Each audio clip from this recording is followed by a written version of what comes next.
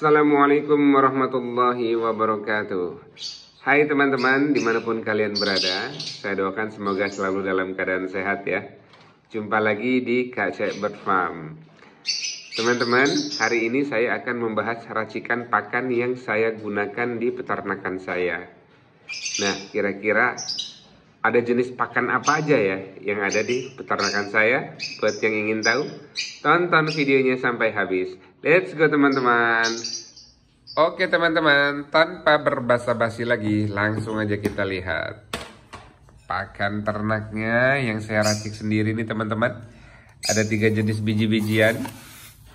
Yang pertama ada millet putih, kemudian millet merah, dan juga biji kanari seed. Hanya 3 ini aja teman-teman. Alhamdulillah, tapi produksi tetap lancar jaya. Untuk perbandingannya sendiri nih teman-teman, saya gunakan per 10 kilo perbandingannya itu 7 kilo untuk millet putih, kemudian 1,5 kilo untuk millet merah, kemudian 1,5 kilo lagi untuk kanari seed.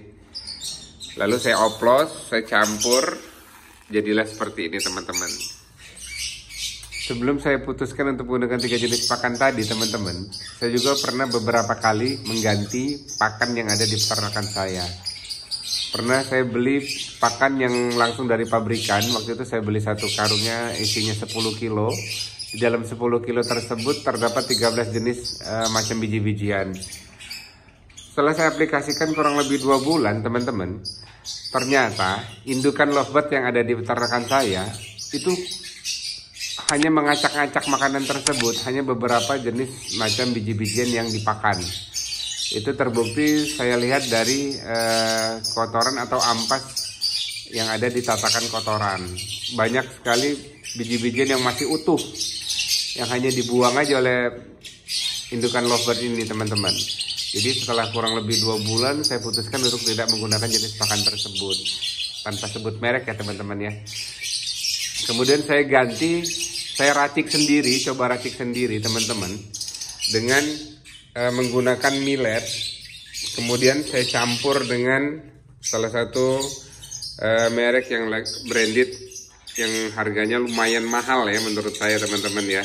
Saya coba gabungkan dengan ini, jadi saya beli 5 kilo millet waktu itu, pengalaman saya campurkan dengan 2 kaleng Prestige Verselaga ini teman-teman.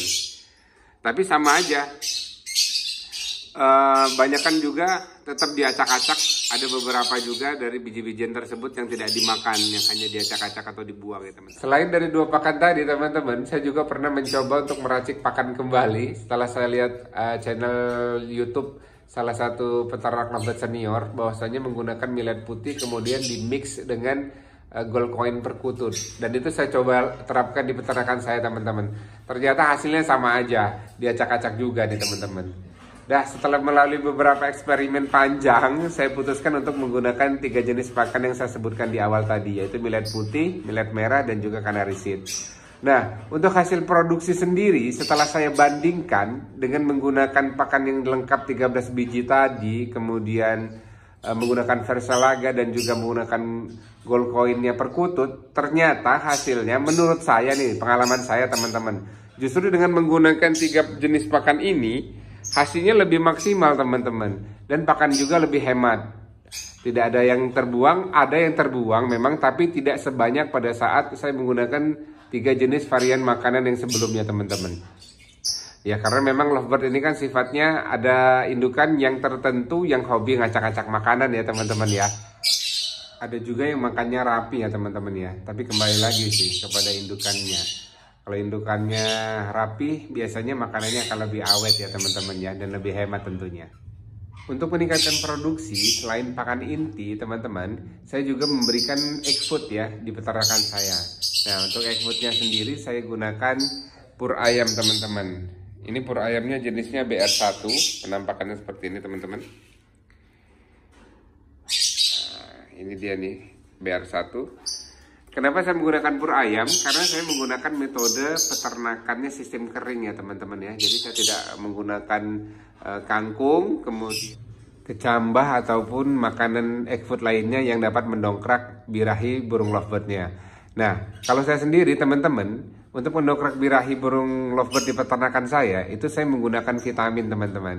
Nah, vitaminnya penampakannya seperti ini, tapi sekali lagi saya tidak di-endorse nih teman-teman ya. Saya menggunakan vitamin dari WP teman-teman. Nah, vitamin ini sudah menemani peternakan saya kurang lebih 1 tahun. Dan memang hasilnya dari penggunaan vitamin ini, saya bisa melihat bahwasanya telur yang dihasilkan itu 80% fertil ya teman-teman ya. Jadi kemungkinan infertilnya sangat dikit. Seperti itu teman-teman. Nah, saya contohkan misalnya ada telur 5, biasanya dengan menggunakan vitamin WP ini, dari 5 tersebut 4 biasanya fertil dan 1 pasti zong. Seperti itu teman-teman. Kalau lagi nasib bagus sih 5-5-nya fertil semua seperti itu. Nah teman-teman, selain vitamin, burung lovebird juga butuh yang namanya asupan asin-asinan ya, atau yodium seperti itu teman-teman. Nah, kalau dulu saya sempat menggunakan sotong, tulang sotong itu, cangkang sotong. Tapi sekarang saya sudah tidak menggunakan lagi teman-teman. Saya lebih menggunakan grit, karena ini menurut saya lebih ringkas. Nah, untuk penampakan gridnya seperti ini teman-teman. Ini mix grid dari Verselaga. Seperti itu. Jadi saya gunakan grid aja teman-teman. Jadi saya tidak gunakan sotong lagi.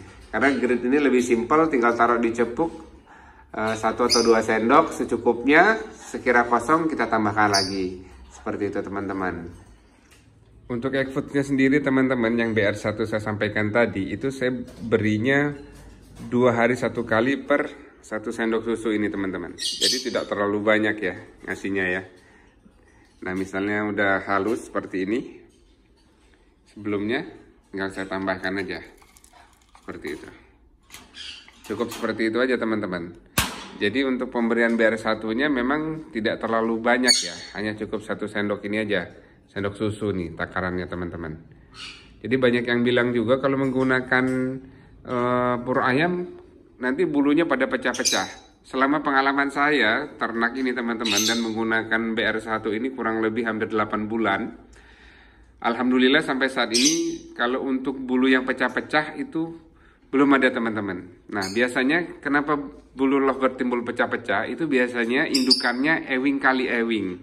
Sepengalaman saya pernah mendapatkan pada saat itu belum menggunakan BR1 ya teman-teman ya. Saya punya indukan ewing kali ewing. Nah, anaknya dari 3 tetesan itu 1 bulunya pecah-pecah. Seperti itu teman-teman. Setelah saya cek di Google atau saya baca-baca artikel, ternyata memang kalau ewing kali ewing itu biasanya anaknya kalau memang timbul ewing, hasilnya ewing lagi, itu akan terjadi bulu pecah-pecah seperti itu. Oke teman-teman, demikian video kali ini yang membahas masalah racikan makanan yang saya gunakan di peternakan Kak Ceber Farm.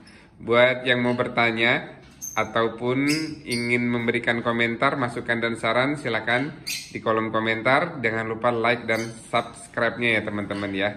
Sampai jumpa di video berikutnya.